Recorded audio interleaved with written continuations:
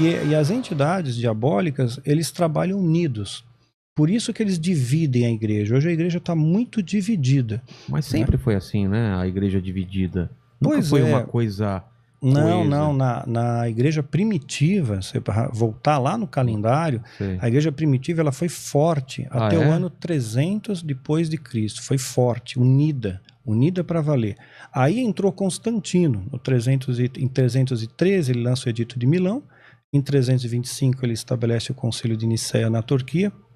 E ele então começa a deformar os valores. Aí nasceram santos, né? Relíquias, mártires, né? Aí contaminou os valores. Mas até o ano 300, né, depois de Cristo, a igreja era muito unida. A igreja primitiva era extremamente unida. Se reuniam nas casas, não tinha templo, eram nas casas, né? Paulo, da prisão, ele dava orientação, dava exortação, dava direção, né? Hoje eu tenho ovelhas também. É tudo virtual. Eu, da minha casa, eu consigo dar orientação, exortação. Todo mundo tem meu telefone, tem acesso direto a mim. Então não tem aquela coisa, você não tem acesso ao pastor, tem acesso a todo mundo. Conheço todas as minhas ovelhas, sei o nome, sei a luta, sei a dificuldade, né? Então é um grupo pequeno. Eu poderia ter 30 mil ovelhas, mas eu prefiro ter 200 e cuidar bem dessas 200, né? E acho que se cada um fizesse um pouco assim, de cuidar do rebanho, o rebanho está muito machucado, o rebanho está ferido, né? Está sangrando, então precisa realmente cuidar deles, né? E fortalecer a fé, porque fortalecendo a fé você não precisa ter medo dessas coisas. A luz afugenta o medo, né? Essa paz que transcende o entendimento, ela afugenta o medo. E os demônios, eles trabalham em parceria.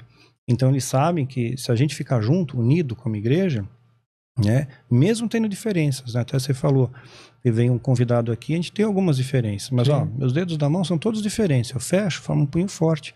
Então, essas diferenças são pequenas, sabe? A nossa igualdade em Cristo tem que ser maior, né? O nosso amor tem que ser maior. Quer ver um exemplo de entidade que trabalha junto? No Antigo Egito havia uma entidade Ra, né? E tinha uma entidade Amon.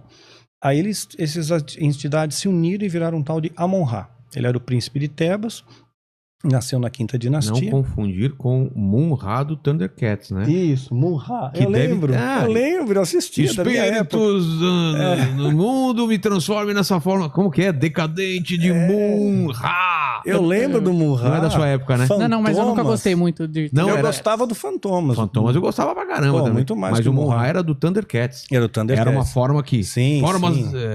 Thunder. Pô, então foi baseado nisso, né? Pois é. Amon, como que é? Amon e Ra. É isso aí. Amon-Ra. Né? E ele foi tão importante que ele surgiu na quinta dinastia, na 18ª, ele tem hieróglifos dele numa tumba de um faraó chamado Tutmés III lá, enchendo a bola do cara. Falou, eu te dou poder, estabilidade, meu nome de Ra e tal. Então eles trabalham unidos. Por isso que eles querem dividir, porque eles sabem que casa dividida não prevalece. Então tem um monte de divisão na igreja. Mas Lúcifer mesmo, ele trabalha ou ele tem uma porrada de gente que trabalha? Por exemplo, você falou de poderes territoriais, que estava vindo para um anjo para ajudar Daniel, né? Isso, Daniel. E ele teve que combater um príncipe da Pérsia. Existe príncipes, como se fosse... O mundo é como se fosse um grande reino. Existem príncipes, existem... Porque falam, né? Que tem principados e tal. Existe alguém controlando o Brasil, alguém controlando o México, os Estados Unidos, ou é uma coisa mais ampla? Não, tem os espíritos territoriais. Tem espíritos territoriais. Quem que decide isso? Existe um grande general que decide você vai para lá? Isso, uma espécie de um grande general. Ah, é? Exato. É uma hierarquia? É uma hierarquia. Quando você fala principado, potestades, hostes da maldade, qual que é hierarquia, né? Os principados são os mais poderosos, né? Agora, quer ver que anjo também tem hierarquia. Tem anjo, arcanjo, querubim, serafim. Exatamente. Tem hierarquia também. E tanto espelha pros demônios também. Sim, tanto é que quando o arcanjo Miguel ele encontra com Lúcifer e ele está disputando o corpo de Moisés, você se lembra dessa história? Não. Né? Como que é a Eles estão disputando o corpo de Moisés. Então, assim, se Moisés ele fosse enterrado, ia virar um local de peregrinação. Sim. Então, o corpo dele foi transladado para o céu. Só que nesse interim, Lúcifer ele quis tomar posse do corpo. Ele quis o corpo, né? E houve uma contenda com o arcanjo Miguel. E o Miguel não repreende Satanás. Ele fala que o Senhor te repreenda. Por quê? Porque na mesma patente. Lúcifer é um querubim, né? E o outro é um arcanjo. Arcanjo não luta com querubim? O querubim é mais poderoso. É uma hierarquia. O arcanjo não está acima do querubim? Não. Quer ver um exemplo? É incontestável. Deus ele manda guardar o caminho para a árvore da vida. Era uma coisa muito preciosa, a árvore da vida. Ninguém pode chegar perto. Quem ele põe? Querubins com espadas de fogo ali. Querubim. Né? É a mesma patente de Satanás. O querubim ungido. Né? Então, é o cara mais sim, poderoso. Os querubins são os mais poderosos. Então ele colocou querubins ali, não colocou arcanjo, não colocou serafins. Mas por que Miguel que venceu? E como que Miguel venceu Lúcifer, se ele é uma patente menor? Porque ele capitaneou um exército. Ah, tá. Sim, ele tem um exército a seu favor. Ele sozinho o Senhor te repreenda. Mas ele tem um exército a seu favor. E a batalha espiritual, se você gosta do lance, né? Vou te contar um exemplo clássico da Bíblia de batalha espiritual. Né? A geração de Moisés pereceu no deserto porque murmuravam, eram reclamões, né? Nada estava bom. Aí a geração... Verdade. Né? Era o hard, né? Nada estava contente, caramba. Os caras eram escravos lá no Egito. Emburrado, né, meu? Escravos, cara. A gente devia ter ficado lá. Eu falei pra você. Pois é, a saudade do melão. Pois é. Aí eles estão dando rolê no deserto, tal, aquela geração morre, vem a geração de Josué. Mas também Moisés estava perdidaço lá também no deserto. Moisés não aguentava mais. Sabe que foi por isso? Sabe, Deus ele deu uma graça para Moisés, eu tenho certeza que foi isso, porque eu me vejo no lugar de Moisés. Moisés estava de saco cheio daquele povo. Os povos reclamando. Então ele viu a terra prometida, ele chegou a ver, mas ele não entrou. Deus então mostrou, olha, essa aqui é a terra. Pode ficar tranquila que Josué vai entrar, tal. Então, ora, fecha teus olhos. Fechou. E quando Moisés abriu, ele está no céu, ele está na Jerusalém Celestial. Pô, é aqui que você vai ficar. Pronto, acabou aquele povo chato, meu. Ficaram lá, né? Então, acho que foi um presente para Moisés, né? Foi um presente. Aí Josué, ele está indo para conquistar Jericó. Só que ele vem de uma geração, ele é filho de uma geração murmurador. Aí a gente vai entrar na maldição hereditária. Êxodo capítulo 20, verso 5. Existe isso mesmo? Pois é. Eu pagar pelos pecados do meu pai, do meu avô? Eu vou te explicar isso. Então, tá lá. Visita a iniquidade dos pais, dos filhos até terceira e quarta geração. Então, Josué tá na linha de frente. Ele estava em qual geração? Na segunda geração? Ele já era a primeira, né? Era a primeira geração? Primeira, sim. Nasceu no deserto. Tanto é que ele vai ter que circuncidar aquele povo que não teve. Então, ele vai para a conquista. E Deus fala com ele, olha, não tenha medo, eu sou contigo e tal. Aí o que o Josué vai fazer? Tudo certinho, ele segue a cartilha. Santificai-vos, pois amanhã o Senhor vai fará maravilhas no meio de vós. Josué 3:5. Então ele pede a santificação. Não adianta você ir para a batalha sem santificação. O diabo vai te rechaçar. Senão ele vai te ver um monte de buraco em você, um monte de brecha em você, ele vai atacar. Aí depois que ele busca a santificação, você inverte o dígito, né? Josué 3:5, Josué 5:3. Aí ele vai circuncidar toda aquela geração que nasceu no deserto. Não nasceram no Egito e saíram circuncidados. Eles nasceram, então não tinham circuncidados. E era importante a circuncisão porque fazia parte da aliança. Então eles se alinharam com os valores de Deus. Depois que ele se alinha, Josué capítulo 5 ainda, aparece um anjo para ele. No momento ele não entende que é um anjo. Ele fala, você é dos nossos ou é dos nossos inimigos, né? Na boa, é uma pergunta idiota, porque se fosse do inimigo, tomava uma espadada já e ficava esperto, né? Mas ele perguntou, é dos nossos ou dos nossos inimigos? Ele fala, não, eu venho como príncipe do exército do Senhor. Ele é um príncipe, né? E ele está com espada desembainhada na mão, ou seja, ele está pronto para a guerra. Se o príncipe do exército está lá, o exército está junto dele. Ele não está sozinho. Josué, nesse momento, conquistou algo que a gente chama de autoridade espiritual. O mundo espiritual se mobiliza a favor de Josué. Só que tem a legalidade. Esses daqui, essa geração, é filho de uma geração murmurador. Eles vão murmurar. Então, o que Josué faz? Josué 6:10. Vocês não vão falar nada.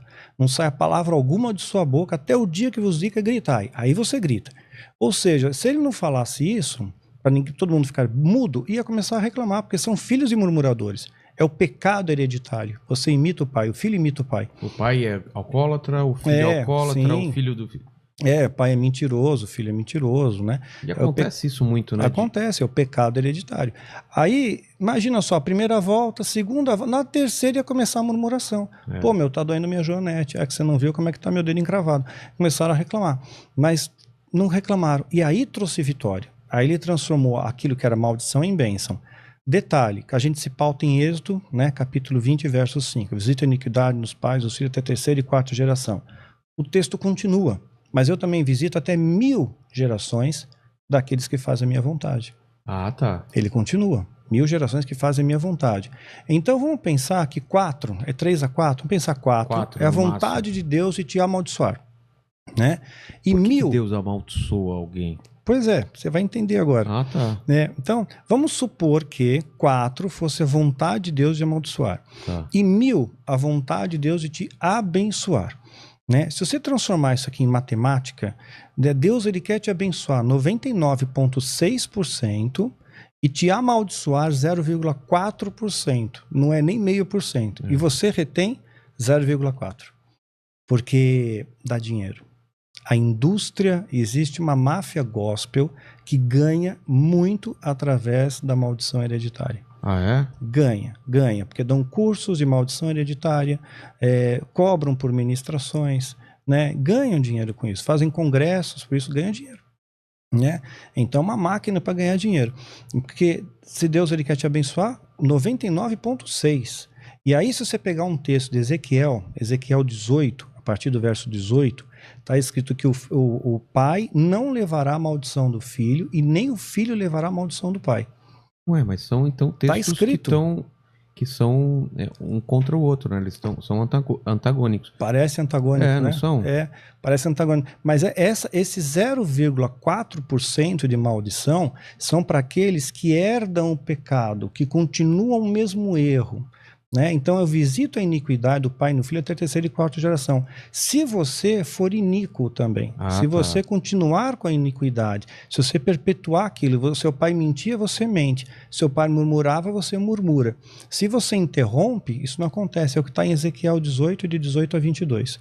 Né? O filho não levará a iniquidade do pai, nem o pai levará a iniquidade do filho. A maldição do justo cairá sobre ele e a impiedade do ímpio cairá sobre ele. Cada um vai dar conta do seu próprio pecado.